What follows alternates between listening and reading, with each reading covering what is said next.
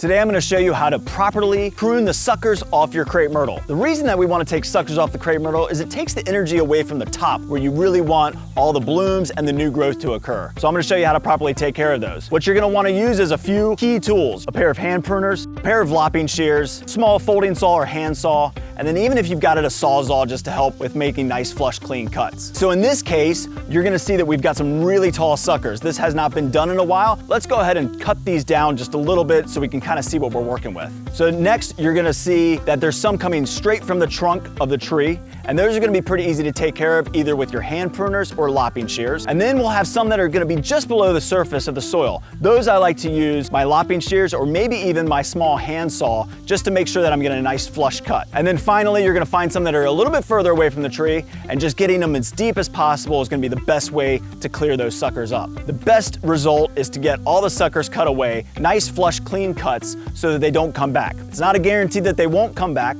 but if they do, we just want to make sure that we're getting them at an earlier stage so they don't get quite as big and really kind of establish themselves. And that's how you properly prune the suckers off your crepe myrtle, so that way you'll be enjoying the shade of your tree and not have to deal with them anymore.